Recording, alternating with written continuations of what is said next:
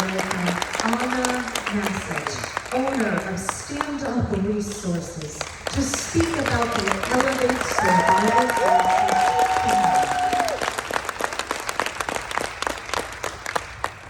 Thank you so much. It's so wonderful to see so many familiar faces in here.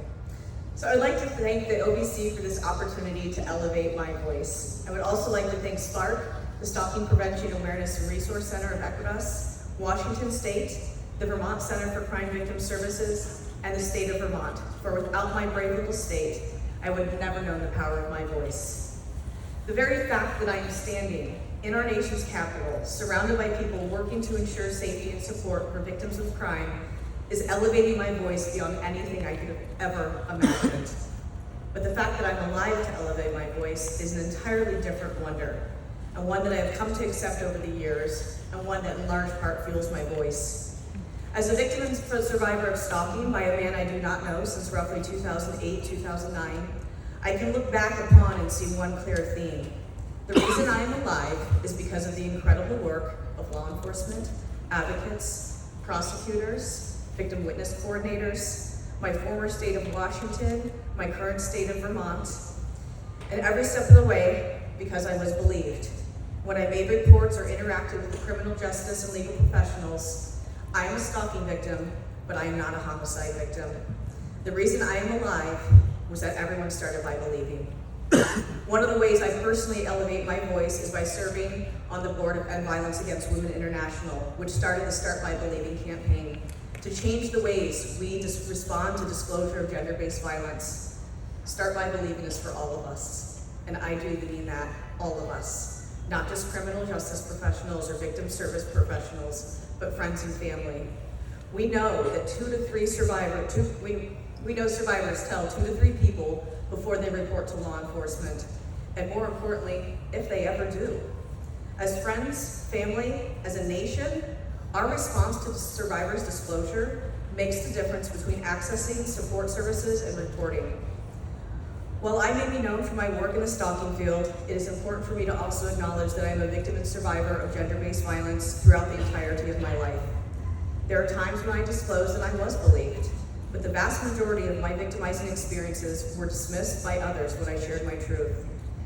And in not being believed, I grew quiet, my voice but a whisper. It wasn't until I was believed when first responding to stalking that I began to feel empowered. And through that continual empowerment and believability, was able to go through 8 years of court proceedings, stalking, the trial, and being granted a decade of freedom in the form of the stalker's 10-year sentence, one of the largest in our country.